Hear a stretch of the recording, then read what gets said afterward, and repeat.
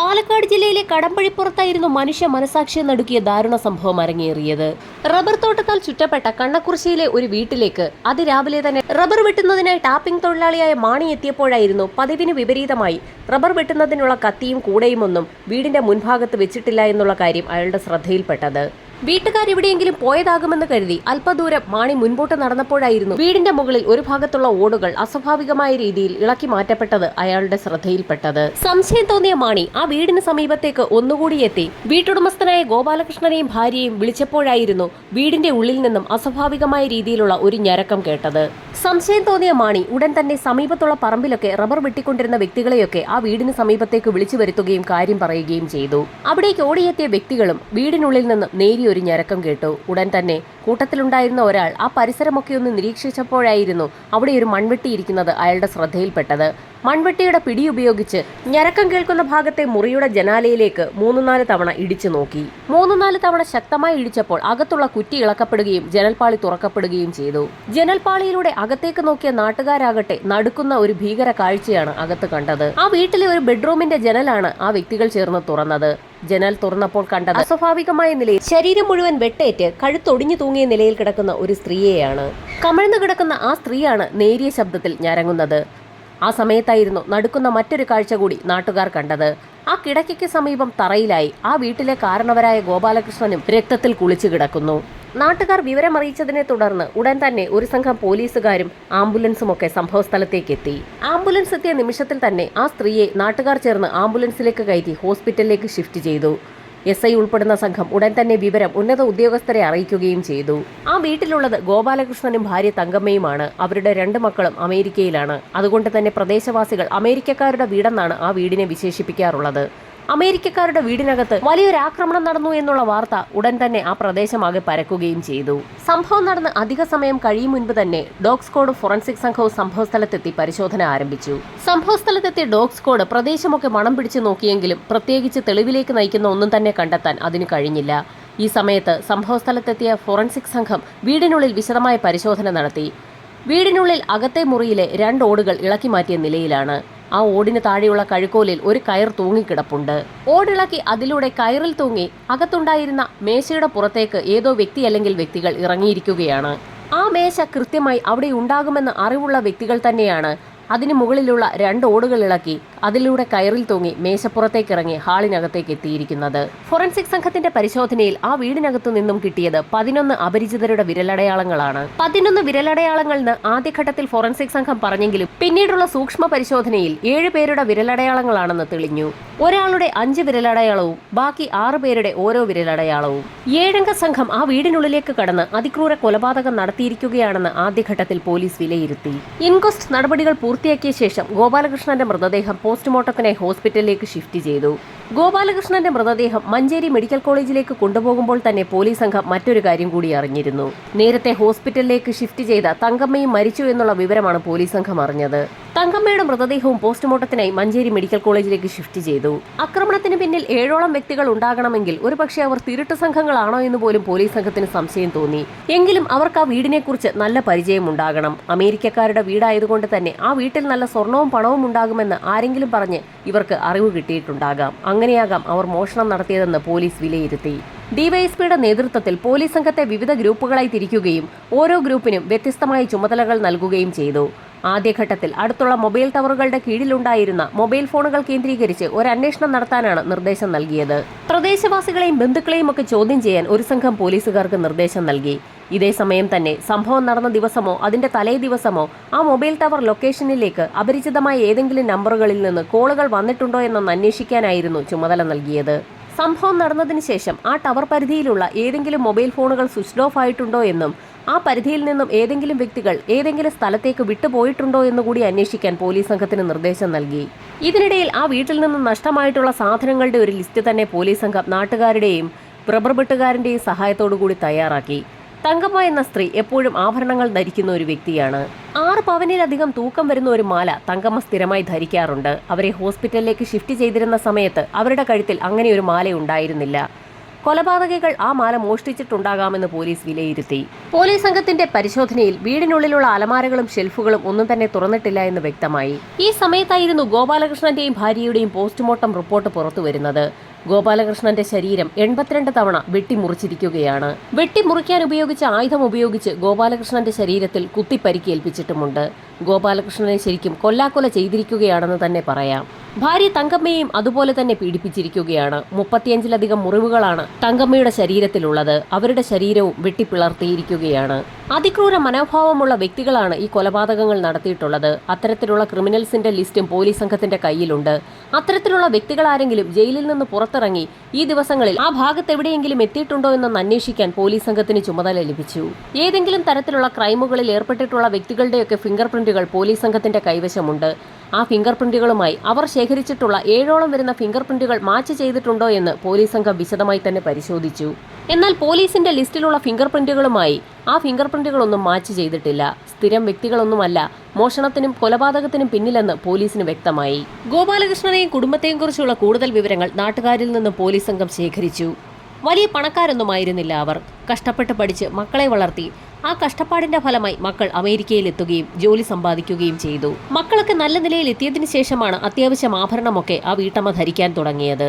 ഈ അടുത്ത കാലത്തായി പുതിയ ഒരു സ്ഥലം വാങ്ങുന്നതിനായി ഗോപാലകൃഷ്ണൻ അഡ്വാൻസ് കൊടുത്ത വിവരവും നാട്ടുകാർക്കൊക്കെ അറിയാം. പ്രദേശവാസികളെയൊക്കെ ചോദ്യം ചെയ്തിട്ടും കുറ്റവാളി അല്ലെങ്കിൽ കുറ്റവാളികളിലേക്ക് എത്തുന്ന ഒന്നും തന്നെ കണ്ടെത്താൻ പോലീസിന് കഴിഞ്ഞില്ല. കുറ്റം ചെയ്ത വ്യക്തി ആ പ്രദേശത്ത് തന്നെയുള്ള ആളാണെങ്കിൽ പോലീസിന്റെ കൈവശമുള്ള ഫിംഗർ പ്രിന്റുമായി മാച്ച് ചെയ്യണം. അതുകൊണ്ട് തന്നെ ഓരോ വ്യക്തികളെയും ചോദ്യം ചെയ്യാൻ വിളിക്കുന്നതിനിടയിൽ അവരുടെ ഫിംഗർ പ്രിന്റുകളും പോലീസ് സംഘം ശേഖരിച്ചിരുന്നു. പോലീസിന്റെ കൈവശമുള്ള ഫിംഗർ പ്രിന്റുകളുമായി അവർ ശേഖരിച്ചിട്ടുള്ള ലോക്കലായ വ്യക്തികളുടെ ഫിംഗർ പ്രിന്റുകളും മാച്ച് ചെയ്യുന്നില്ല. പോലീസ് അന്വേഷണം ആകെ കുഴഞ്ഞുമറിഞ്ഞു.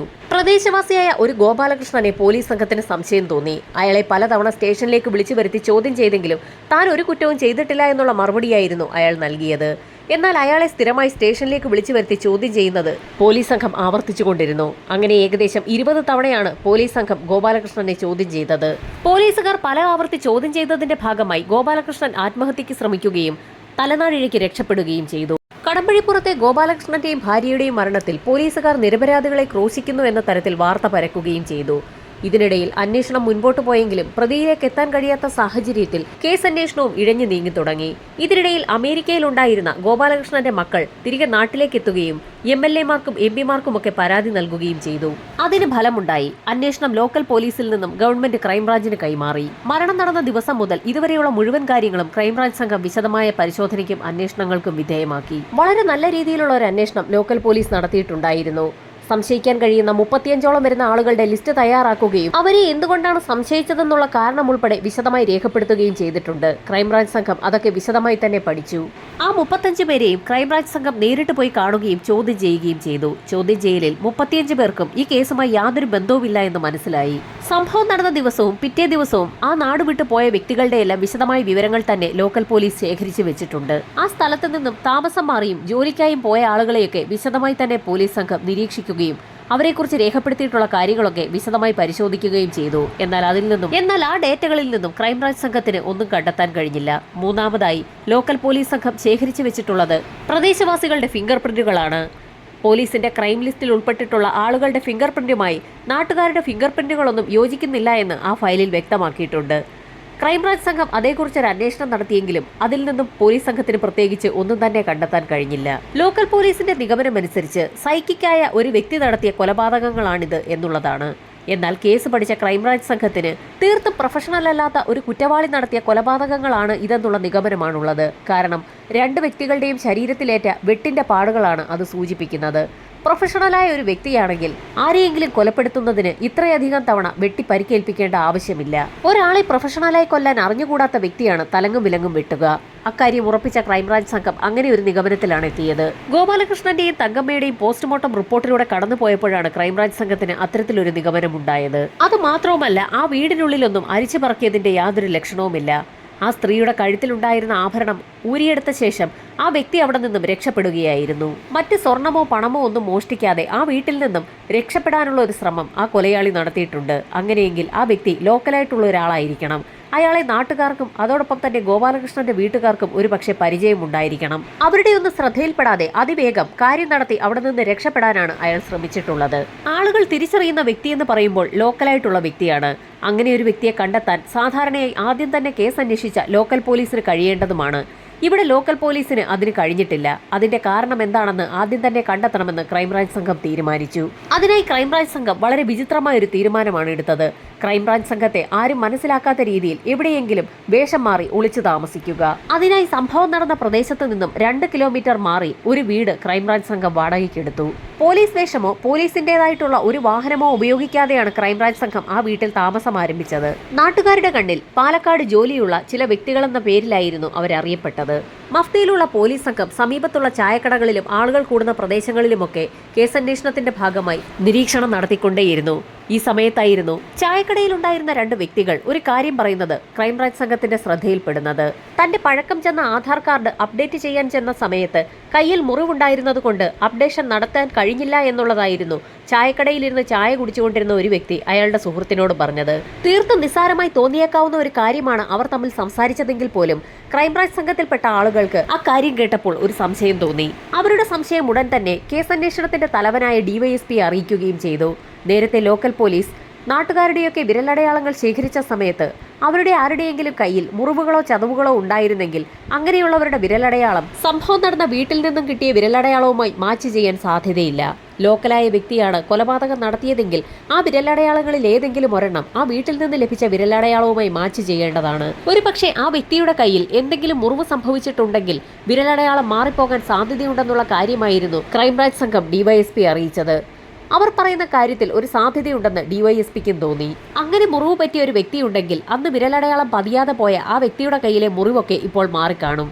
അങ്ങനെയെങ്കിൽ അയാളുടെ കൈവിരലടയാളം നോർമൽ രീതിയിലേക്ക് വന്നിട്ടുണ്ടാകും. ആ വിരലുകൾ ഒന്നുകൂടി മാച്ച് ചെയ്യാൻ ശ്രമിച്ചാൽ ഒരുപക്ഷെ ആ വീട്ടിൽ നിന്ന് ലഭിച്ച ഏതെങ്കിലും വിരലടയാളവുമായി മാച്ച് ചെയ്യാൻ സാധ്യതയുണ്ടെന്ന് ക്രൈംബ്രാഞ്ച് സംഘത്തിന് ഉറപ്പായി. പ്രദേശവാസികളെയെല്ലാം ഒരു തവണ കൂടി വിളിച്ചു വരുത്തി ചോദ്യം ചെയ്യാൻ ക്രൈംബ്രാഞ്ച് സംഘം തീരുമാനിച്ചു. പ്രദേശവാസികളെയൊക്കെ ചോദ്യം ചെയ്യുന്നതിനിടയിൽ അവരുടെ വിരലടയാളം കൂടി പോലീസ് സംഘം ശേഖരിക്കുന്നുണ്ടായിരുന്നു. കുറേയധികം ആളുകൾ ആ പ്രദേശത്ത് നിന്നും മാറിപ്പോയിട്ടുണ്ട്. ഇപ്പോൾ നിലവിലുള്ള ആളുകളുടെ വിരലടയാളങ്ങളാണ് പോലീസ് സംഘം ശേഖരിക്കുന്നത്. അവരെയൊക്കെ വിളിച്ചു വരുത്തി ചോദ്യം ചെയ്തെങ്കിലും വിരലടയാളങ്ങൾ ശേഖരിച്ചെങ്കിലും ആ വ്യക്തികളൊന്നുമല്ല കൊലപാതകികളെന്ന് പോലീസിന് വ്യക്തമായി. ഇനി ശേഷിക്കുന്നത് അവിടെ നിന്നും നാടുവിട്ടുപോയ ചില വ്യക്തികളാണ്. അവരെ ഓരോരുത്തരെയായി കണ്ടെത്തി പോലീസ് സംഘം ചോദ്യം ചെയ്യുകയും അവരുടെയൊക്കെ വിരലടയാളങ്ങൾ ശേഖരിക്കുകയും ചെയ്തെങ്കിലും അതൊന്നും മാച്ച് ചെയ്യുന്നുണ്ടായിരുന്നില്ല. ഇനി ശേഷിക്കുന്നത് ഒരേ ഒരു വ്യക്തിയാണ്. ആ വ്യക്തിയാകട്ടെ ചെന്നൈയിലാണ് ഇപ്പോൾ താമസിക്കുന്നത്. ചെന്നൈയിൽ ഒരു ചായക്കടയിലാണ് രാജേന്ദ്രൻ എന്ന ആ വ്യക്തി ജോലി ചെയ്യുന്നത്. അയാളെ കൂടി ചോദ്യം ചെയ്തു കഴിഞ്ഞാൽ പോലീസ് സംഘത്തിന് അവരുടെ നിഗമനം ശരിയാണോ എന്നുള്ള കാര്യത്തിൽ ഒരു തീരുമാനമെടുക്കാൻ കഴിയും. അതുകൊണ്ട് തന്നെ ക്രൈംബ്രാഞ്ച് സംഘം രഹസ്യമായി ചെന്നൈയിലെത്തി രാജേന്ദ്രനെ കണ്ടെത്താൻ തീരുമാനിച്ചു. ചെന്നൈയിലെത്തിയ പോലീസ് സംഘം രാജേന്ദ്രന്റെ അടുത്തേക്ക് നേരിട്ട് പോകാതെ അവിടെ എത്തി രാജേന്ദ്രനെ കുറിച്ച് രഹസ്യമായി ഒന്ന് അന്വേഷിച്ചു. അന്വേഷണത്തിന്റെ ഭാഗമായി ചെന്നൈ സ്റ്റേഷനിലെത്തി രാജേന്ദ്രനെ കുറിച്ച് എന്തെങ്കിലും പരാതിയുണ്ടോ എന്നുള്ള കാര്യം അറിയാനായിരുന്നു ക്രൈംബ്രാഞ്ച് സംഘം ആദ്യം തീരുമാനിച്ചത്. എന്നാൽ സ്റ്റേഷനിലെത്തി അന്വേഷണം നടത്തിയ പോലീസ് സംഘത്തിനെ അമ്പരപ്പിക്കുന്ന ചില വിവരങ്ങളാണ് പോലീസ് സ്റ്റേഷനിൽ നിന്നും ക്രൈംബ്രാഞ്ച് സംഘത്തിന് ലഭിച്ചത്. രാജേന്ദ്രൻ ചായക്കടയിട്ടിരിക്കുന്ന ആ സ്ഥലത്തു നിന്നും മാറി അല്പം ദൂരെയായി ഒരു വീട്ടിൽ ഒരു മോഷണം നടന്നിരുന്നു. ആ വീട്ടിൽ നടന്ന കൊലപാതകത്തെക്കുറിച്ച് കേട്ട പാലക്കാട് നിന്നെത്തിയ അന്വേഷണ സംഘം ആകെ അമ്പരന്നുപോയി. ചെന്നൈയിലെ വീട്ടിൽ മോഷണം നടത്തിയിരിക്കുന്ന വ്യക്തി ആ വീടിന്റെ ഓടിളക്കി അതിലൂടെ വീടിനകത്തേക്ക് പ്രവേശിച്ച ശേഷം വീട്ടുടമസ്ഥനെയും അയാളുടെ ഭാര്യയെയും കൊലപ്പെടുത്തി മോഷണം നടത്തി കടന്നുപോയിരിക്കുകയാണ്. അന്ന് പ്രദേശവാസികളെ ചോദ്യം ചെയ്ത കൂട്ടത്തിൽ ചെന്നൈ പോലീസ് രാജേന്ദ്രനെയും ചോദ്യം ചെയ്തിട്ടുണ്ട്. സംശയിക്കാവുന്ന വ്യക്തികളുടെ കൂട്ടത്തിൽ ഇപ്പോഴും രാജേന്ദ്രന്റെ പേരുമുണ്ട്. അന്ന് ചോദ്യം ചെയ്യുന്നതിനിടയിൽ രാജേന്ദ്രന്റെ വിരലടയാളവും ചെന്നൈ പോലീസ് ശേഖരിച്ചിട്ടുണ്ട്. രാജേന്ദ്രന്റെ അടുത്ത് പോകാതെ തന്നെ കേരളത്തിൽ നിന്നുള്ള പോലീസ് സംഘത്തിന് അങ്ങനെ രാജേന്ദ്രന്റെ ഫിംഗർ പ്രിന്റ് ലഭിച്ചു. ആ ഫിംഗർ പ്രിന്റ് ഉടൻ തന്നെ കേരളത്തിലുള്ള ഫിംഗർ പ്രിന്റ് ബ്യൂറോയിലേക്ക് അയച്ചു കൊടുക്കുകയും ചെയ്തു. ഡിവൈഎസ്പി ഉൾപ്പെടുന്ന സംഘം നാട്ടിൽ വെച്ച് തന്നെ ആ ഫിംഗർ പ്രിന്റ് അവർക്ക് നേരത്തെ ലഭിച്ച വിരലടയാളവുമായി മാച്ച് ചെയ്യുന്നുണ്ടോ എന്ന് നോക്കിയ നിമിഷത്തിൽ തന്നെ തീർത്തും അമ്പരപ്പിക്കുന്ന ഒരു റിസൾട്ടാണ് ലഭിച്ചത്. കടമ്പഴിപ്പുറത്തെ വീട്ടിൽ നിന്ന് ലഭിച്ച 7 ഫിംഗർ പ്രിന്റുകളിൽ ഒരെണ്ണം രാജേന്ദ്രന്റേത് തന്നെയാണ്. ഉടൻ തന്നെ ഡിവൈഎസ്പിയുടെ നിർദ്ദേശപ്രകാരം ഒരു സംഘം പോലീസുകാർ പാലക്കാടും പരിസര പ്രദേശത്തും രാജേന്ദ്രനെ കുറിച്ച് ഒരു അന്വേഷണം നടത്തുകയും ചെയ്തു. അന്വേഷണം നടത്തിയപ്പോൾ സംഭവം നടന്നതിന്റെ തൊട്ട് തലേ ദിവസം രാവിലെ തന്നെ രാജേന്ദ്രൻ ചെന്നൈക്ക് പോയതായി നാട്ടുകാരിൽ ചിലർ പോലീസിനോട് പറഞ്ഞു. അന്ന് രാജേന്ദ്രനെ ചെന്നൈയിലേക്ക് പോകുന്നതിനായി ഒലവക്കോട് റെയിൽവേ സ്റ്റേഷനിൽ ഡ്രോപ്പ് ചെയ്തത് അയാളുടെ ഒരു സുഹൃത്തായിരുന്നു. ആ സുഹൃത്തിനോട് അയാൾ ചെന്നൈയിലേക്ക് പോകുന്ന വിവരം പറഞ്ഞിരുന്നതായും അയാൾ പോലീസിന് മൊഴി നൽകി. സംഭവം നടന്ന സമയത്ത് തന്നെ പോലീസ് സംഘം ആ വ്യക്തികളെയൊക്കെ ചോദ്യം ചെയ്തതിന്റെ റിപ്പോർട്ടുകൾ ഇപ്പോഴും പോലീസിന്റെ കൈവശമുണ്ട്. അന്ന് പറഞ്ഞ അതേ മൊഴികൾ തന്നെയാണ് പലരും ഇപ്പോഴും പറയുന്നത്. സംഭവം നടന്നതിന്റെ തലേ ദിവസം രാജേന്ദ്രൻ ഒലവക്കോട് റെയിൽവേ സ്റ്റേഷനിലേക്ക് പോയതിന് നിരവധി ആളുകൾ സാക്ഷികളാണ്. അവരൊക്കെ അത് പോലീസിനോട് പറയുകയും ചെയ്തു. അന്ന് ലോക്കൽ പോലീസ് രാജേന്ദ്രനെ കുറിച്ചും അന്വേഷിച്ചിരുന്നു. രാജേന്ദ്രൻ സംഭവം നടന്നതിന്റെ തലേ ദിവസം രാവിലെ തന്നെ അവിടെ നിന്ന് ചെന്നൈക്ക് പോയതുകൊണ്ട് ലോക്കൽ പോലീസ് അതത്ര കാര്യമാക്കിയതുമില്ല. രാജേന്ദ്രൻ ചെന്നൈക്ക് പോയതിന് പല സാക്ഷികളും തെളിവുകളും ഉള്ളതുകൊണ്ട് തന്നെ തീർത്തും രാജേന്ദ്രനെ സംശയിച്ചതുമില്ല. സംഭവം നടക്കുന്ന സമയത്ത് ചെന്നൈയിലായിരുന്ന രാജേന്ദ്രൻ എങ്ങനെയാണ് കടമ്പഴിപ്പുറത്തെ വീട്ടിലെത്തുക എന്നുള്ളത് ക്രൈംബ്രാഞ്ച് സംഘത്തിന് സംശയം തോന്നി. ഈ സമയത്തായിരുന്നു മൊബൈൽ ടവർ ലൊക്കേഷനുകളെക്കുറിച്ചുള്ള വിവരങ്ങൾ പോലീസ് സംഘം വിശദമായി ഒന്ന് പരിശോധിച്ചത്. കൊല്ലപ്പെട്ട ഗോപാലകൃഷ്ണന്റെ അയൽവാസി കൂടിയായ രാജേന്ദ്രൻ സംഭവം നടന്നതിന്റെ തലേ ദിവസം രാവിലെ അയാളുടെ വീട്ടിൽ നിന്നും ഇറങ്ങി സുഹൃത്തിന്റെ ബൈക്കിൽ കയറി ഒലവക്കോട് റെയിൽവേ സ്റ്റേഷനിലെത്തി അവിടെ നിന്നാണ് ചെന്നൈക്ക് പോയിരിക്കുന്നത്. അങ്ങനെയെങ്കിൽ ഒലവക്കോട് നിന്നും ചെന്നൈക്കുള്ള ട്രെയിനിൽ രാജേന്ദ്രൻ കയറിയോ എന്നുള്ള കാര്യം സ്ഥിരീകരിക്കേണ്ടത് പോലീസ് സംഘത്തിന് അനിവാര്യമാണ്. ഒലവക്കോട് മുതൽ സേലം വരെയുള്ള ടവർ ലൊക്കേഷനുകളിലും രാജേന്ദ്രന്റെ മൊബൈൽ ഫോൺ ആക്റ്റീവായി കാണിക്കേണ്ടതുമാണ്. എന്നാൽ പരിശോധനയിൽ ഒലവക്കോട് മുതൽ ചെന്നൈ വരെയുള്ള ഒരു ടവർ ലൊക്കേഷനിലും രാജേന്ദ്രന്റെ ഫോൺ ആക്റ്റീവായി കാണിച്ചിട്ടില്ല. ഒലവക്കോട് മുതൽ രാജേന്ദ്രന്റെ മൊബൈൽ ഫോൺ സ്വിച്ച് ഓഫ് ആണ്. ഒരുപക്ഷെ യാത്രയിൽ അറിയാതെ മൊബൈൽ ഫോൺ സ്വിച്ച് ഓഫ് ആയതാണെങ്കിലും എന്ന് പോലീസിന് സംശയം തോന്നി. കാരണം ഒലവക്കോട് വെച്ച് സ്വിച്ച് ഓഫ് ആയ രാജേന്ദ്രന്റെ മൊബൈൽ ഫോൺ ചെന്നൈയിൽ വെച്ച് തന്നെയാണ് സ്വിച്ച് ഓൺ ആയിരിക്കുന്നത്. അതിനിടയിലുണ്ടായിരുന്ന സമയമാണ് ക്രൈംബ്രാഞ്ച് സംഘത്തിനെ ആകെ കുഴപ്പിച്ചത്. സ്വിച്ച് ഓഫ് ആയി 36 മണിക്കൂറുകൾക്ക് ശേഷമാണ് രാജേന്ദ്രന്റെ മൊബൈൽ ഫോൺ പിന്നീട് ചെന്നൈയിൽ സ്വിച്ച് ഓൺ ആയിരിക്കുന്നത്. ഈ 36 മണിക്കൂർ രാജേന്ദ്രൻ എന്ത് ചെയ്യുകയായിരുന്നു എന്നുള്ള ചോദ്യത്തിന് ഉത്തരം കണ്ടെത്തേണ്ടത് തീർത്തും അനിവാര്യമാണ്. കാരണം ഒലവക്കോട് നിന്നും ചെന്നൈയിലേക്ക് എത്താൻ 36 മണിക്കൂറുകൾ ആവശ്യമില്ല. അങ്ങനെയെങ്കിൽ രാജേന്ദ്രൻ എവിടെയായിരുന്നു 36 മണിക്കൂറുകൾ? അതുകൊണ്ട് തന്നെ രാജേന്ദ്രനെ കുറിച്ച് പോലീസ് സംഘം കൂടുതൽ വിവരങ്ങൾ അന്വേഷിച്ചറിഞ്ഞു. അന്വേഷണത്തിൽ സംഭവം നടക്കുന്നതിന് ഏതാനും നാളുകൾക്ക് മുൻപ് രാജേന്ദ്രൻ തീർത്തും ഒരു കടക്കണിയിലായിരുന്നു എന്ന് പോലീസ് സംഘത്തിന് വ്യക്തമായി. രാജേന്ദ്രൻ ഒരു ചിട്ടി നടത്തിയിരുന്നു. ആ ചിട്ടിയിൽ കൃത്യമായി ആളുകൾക്ക് പണം കൊടുക്കാൻ കഴിയാതെ വന്നത് വലിയൊരു പ്രശ്നമായി. ഈ സമയത്ത് രാജേന്ദ്രന്റെ കൈക്ക് എന്തോ ഒരു പരിക്ക് പറ്റിയതായി ചില ആളുകൾ പറഞ്ഞതായി ക്രൈംബ്രാഞ്ച് സംഘം ഇപ്പോൾ രേഖപ്പെടുത്തിയിട്ടുണ്ട്. ലോക്കൽ പോലീസിന്റെ അന്വേഷണത്തിൽ നേരത്തെ അങ്ങനെ ഒരു കാര്യം രേഖപ്പെടുത്തിയിട്ടില്ല. ഇപ്പോൾ രാജേന്ദ്രനെ കേന്ദ്രീകരിച്ച് മാത്രം അന്വേഷണം ആരംഭിച്ചപ്പോഴാണ് രാജേന്ദ്രന്റെ കയ്യിലുണ്ടായിരുന്ന പരിക്കിനെക്കുറിച്ച് ചില ആളുകൾ പോലീസിനോട് ഓർത്തെടുത്ത് പറയുന്നത്. രാജേന്ദ്രനെ കുറിച്ചുള്ള പോലീസിന്റെ അന്വേഷണം പുരോഗമിക്കുന്നതിനിടയിൽ ചെന്നൈയിൽ നിന്നും രാജേന്ദ്രൻ നാട്ടിലേക്ക് മടങ്ങിയെത്തി. ചില കാര്യങ്ങൾ ചോദിച്ചറിയുന്നതിന് വേണ്ടി സ്റ്റേഷനിലേക്ക് എത്തണമെന്ന് പറഞ്ഞുകൊണ്ട് പോലീസ് സംഘം രാജേന്ദ്രനെ പോലീസ് സ്റ്റേഷനിലേക്ക് വിളിച്ചു വരുത്തുകയും ചെയ്തു. സ്റ്റേഷനിലേക്ക് വിളിച്ചു വരുത്തിയ രാജേന്ദ്രനോട് കടമ്പഴിപ്പുറത്ത് നിന്നും ഒലവക്കോടേക്ക് പോയ രാജേന്ദ്രൻ 36 മണിക്കൂറുകൾ പിന്നിട്ടാണോ ചെന്നൈയിൽ എത്തിയതെന്നുള്ള കാര്യം പോലീസ് സംഘം ചോദിച്ചു. അന്ന് ട്രെയിൻ ലേറ്റ് ആയിരുന്നു എന്നും മൊബൈൽ ഫോൺ ഓഫായി പോയ വിവരം താൻ അറിഞ്ഞിരുന്നില്ല എന്നുമൊക്കെ രാജേന്ദ്രൻ പറഞ്ഞു. ആ മറുപടികളൊക്കെ ക്രൈംബ്രാഞ്ച് സംഘം പ്രതീക്ഷിച്ചത് തന്നെയാണ്. ഇതിനിടയിലായിരുന്നു ഡിവൈഎസ്പി നിർണായകമായൊരു ചോദ്യം രാജേന്ദ്രനോട് ചോദിക്കുന്നത്. രാജേന്ദ്രന്റെ ചിട്ടി ബിസിനസ് പൊളിഞ്ഞ സാഹചര്യത്തിൽ 4 ലക്ഷം രൂപയിൽ കൂടുതൽ അയാൾക്ക് കടമുണ്ടായി. ആ കടമൊക്കെ അതിവേഗത്തിലാണ് അയാൾ കൊടുത്തു തീർത്തത്. അതിനുള്ള പണത്തിന്റെ സോഴ്സ് എന്തായിരുന്നു എന്നായിരുന്നു ഡിവൈഎസ്പിയുടെ ചോദ്യം. അപ്രതീക്ഷിതമായുള്ള ആ ചോദ്യം കേട്ടപ്പോൾ തന്നെ രാജേന്ദ്രൻ ഒന്ന് പരിങ്ങി. പോലീസ് സംഘം കൃത്യമായി തന്നെ രാജേന്ദ്രന്റെ മുഖഭാവം നിരീക്ഷിക്കുന്നുണ്ടായിരുന്നു. അതിന് പല ഉത്തരങ്ങളും പറയാൻ ശ്രമിച്ചെങ്കിലും അതൊന്നും ശരിയായില്ല. ഇതിനിടയിലായിരുന്നു നിർണായകമായ മറ്റൊരു ചോദ്യം കൂടി പോലീസ് സംഘം ചോദിക്കുന്നത്. ചെന്നൈയിൽ രാജേന്ദ്രന്റെ കടയ്ക്ക് സമീപമുള്ള വീട്ടിലെ വൃദ്ധ ദമ്പതികൾ കൊല്ലപ്പെട്ടതിൽ ചെന്നൈ പോലീസ് രാജേന്ദ്രനെ സംശയിക്കുന്നുണ്ടോ എന്നുള്ള പോലീസിന്റെ ചോദ്യം കേട്ടപ്പോൾ തന്നെ രാജേന്ദ്രൻ ഒന്ന് പരിങ്ങി. ചെന്നൈയിലെ സംഭവം ഇവിടെയുള്ള പോലീസുകാർ എങ്ങനെ അറിഞ്ഞു എന്നുള്ള ഞെട്ടലിലായിരുന്നു രാജേന്ദ്രൻ. അതേ രീതിയിലുള്ള കൊലപാതകമാണ് കടമ്പഴിപ്പുറത്ത് നടന്നിരിക്കുന്നതെന്നും 2 കൊലപാതകങ്ങൾക്കും പിന്നിൽ രാജേന്ദ്രൻ തന്നെ അല്ലേ എന്ന് പെട്ടെന്നായിരുന്നു പോലീസ് സംഘം ചോദിച്ചത്. ആ ചോദ്യം കേട്ടപ്പോഴുണ്ടായിരുന്ന ഞെട്ടൽ രാജേന്ദ്രന് മറയ്ക്കാൻ കഴിഞ്ഞില്ല. താൻ പിടിക്കപ്പെട്ടു എന്ന് രാജേന്ദ്രന് ബോധ്യമായി. പിന്നീട് പല കഥകളും രാജേന്ദ്രൻ ക്രൈംബ്രാഞ്ച് സംഘത്തോട് പറഞ്ഞു തുടങ്ങി. കഴിഞ്ഞ കുറച്ച് കാലങ്ങളായി ഗോപാലകൃഷ്ണനെയും ഭാര്യയെയും രാജേന്ദ്രൻ ശ്രദ്ധിക്കാൻ തുടങ്ങിയിട്ട്. അവരുടെ മക്കളൊക്കെ അമേരിക്കയിൽ വെൽ സെറ്റിൽഡ് ആണെന്നറിഞ്ഞ നിമിഷം മുതലാണ് രാജേന്ദ്രൻ ഗോപാലകൃഷ്ണനെയും കുടുംബത്തെയും ശ്രദ്ധിക്കാൻ തുടങ്ങിയത്. അങ്ങനെ ഇരുന്നപ്പോഴാണ് അവിടെ ഒരു സ്ഥലം വാങ്ങുന്നതിനായി ഗോപാലകൃഷ്ണൻ അഡ്വാൻസ് കൊടുത്ത വിവരവും തൊട്ടടുത്ത ദിവസം രജിസ്ട്രേഷൻ ആണെന്നുള്ള വിവരവുമൊക്കെ രാജേന്ദ്രൻ അറിയുന്നത്. പിറ്റേ ദിവസം രജിസ്ട്രേഷൻ എന്ന് പറയുമ്പോൾ ആ വീട്ടുകാരുടെ കൈവശം പണമുണ്ടാകുമെന്നുള്ള കാര്യവും രാജേന്ദ്രന് ഉറപ്പായിരുന്നു. അയൽവാസി ആയതുകൊണ്ട് തന്നെ ആ വീടിനെക്കുറിച്ചും അവിടെയുള്ള മുറികളെക്കുറിച്ചുമൊക്കെ രാജേന്ദ്രന് നല്ല ധാരണയായിരുന്നു. താൻ നാട്ടിലില്ല എന്ന് വരുത്തി തീർക്കുന്നതിന് വേണ്ടി സംഭവം നടത്തുന്നതിന് തലേ ദിവസം രാവിലെ തന്നെ രാജേന്ദ്രൻ ചെന്നൈയിലേക്ക് പോകുന്നതായി അഭിനയിച്ചു. റെയിൽവേ സ്റ്റേഷനിലെത്തിയ രാജേന്ദ്രൻ അവിടെ വെച്ച് മൊബൈൽ ഫോൺ സ്വിച്ച് ഓഫ് ആക്കിയതിനു ശേഷം പാലക്കാട് ഒരു ലോഡ്ജിൽ മുറിയെടുത്ത് അന്ന് വൈകുന്നേരം വരെ ചിലവഴിച്ചു. ശേഷം രാത്രിയോടുകൂടി ആരുടെയും ശ്രദ്ധയിൽപ്പെടാതെ നാട്ടിലേക്ക് മടങ്ങിയെത്തി. ആളുകളെല്ലാം തന്നെ നല്ല ഉറക്കത്തിലേക്ക് വീണു കഴിഞ്ഞു എന്ന് മനസ്സിലാക്കിയ രാജേന്ദ്രൻ അർദ്ധരാത്രിയോടുകൂടി കയ്യിലൊരു ഏണിയുമായി ഇരുട്ടിന്റെ മറവ് പിടിച്ച് ഗോപാലകൃഷ്ണന്റെ വീടിന്റെ പിൻഭാഗത്തേക്ക് എത്തുകയും ഏണി ഭിത്തിയിൽ ചാരി മുകളിലേക്ക് കയറി ഓടിളക്കി വീടിന്റെ അകത്തേക്ക് ഇറങ്ങി. കട്ടിലിൽ കിടന്ന തങ്കമ്മയാണ് രാജേന്ദ്രൻ ആദ്യം ആക്രമിച്ചത്. ബഹളം വെച്ച തങ്കമ്മയുടെ ശബ്ദം കേട്ടുകൊണ്ട് ഗോപാലകൃഷ്ണൻ അവിടേക്ക് ഓടിയെത്തിയപ്പോഴായിരുന്നു ഗോപാലകൃഷ്ണനെ രാജേന്ദ്രൻ തലങ്ങും വിലങ്ങും വെട്ടിയത്. ഇതിനിടയിൽ തങ്കമ്മ രാജേന്ദ്രനെ ആക്രമിക്കാൻ ശ്രമിച്ചെങ്കിലും ഇരുവരെയും രാജേന്ദ്രൻ മുന്നും പിന്നും നോക്കാതെ തലങ്ങും വിലങ്ങും വെട്ടി. എത്ര തവണ വെട്ടിയെന്ന് അയാൾക്ക് തന്നെ അറിയില്ല. അപ്പോഴേക്കും ആ പ്രദേശമാകെ രക്തത്താൽ നിറഞ്ഞിരുന്നു.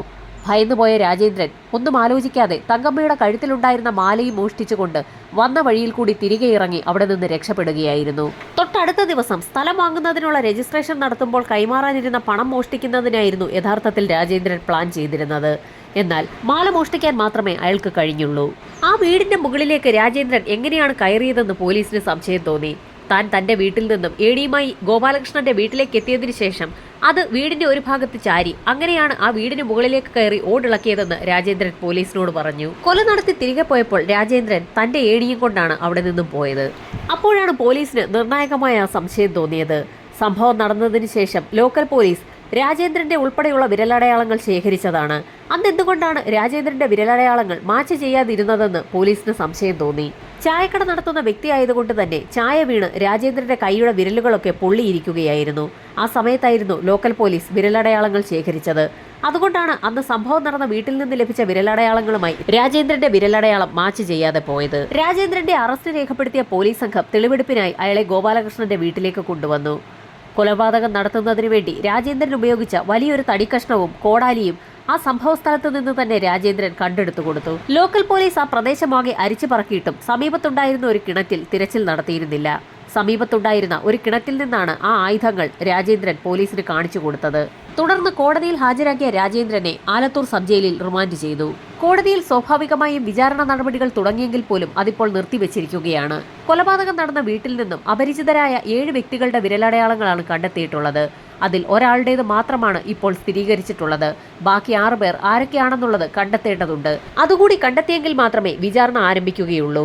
പ്രതി രാജേന്ദ്രൻ തന്നെ 2 പേരെയും കൊലപ്പെടുത്തിയതായി സമ്മതിച്ചിട്ടുണ്ടെങ്കിൽ പോലും ആ കേസ് ഫൈനലൈസ് ചെയ്ത് കോടതിയിൽ എത്തിക്കാൻ കഴിയാത്ത അവസ്ഥയാണ് ക്രൈംബ്രാഞ്ച് സംഘത്തിനുള്ളത്. ബാക്കിയുള്ള 6 പ്രതികൾക്കായി ക്രൈംബ്രാഞ്ച് സംഘം വിശാലമായ വല വീശിക്കഴിഞ്ഞു. ഉടൻ തന്നെ അവരൊക്കെ വലയിലാകുമെന്ന് പ്രതീക്ഷിക്കാം.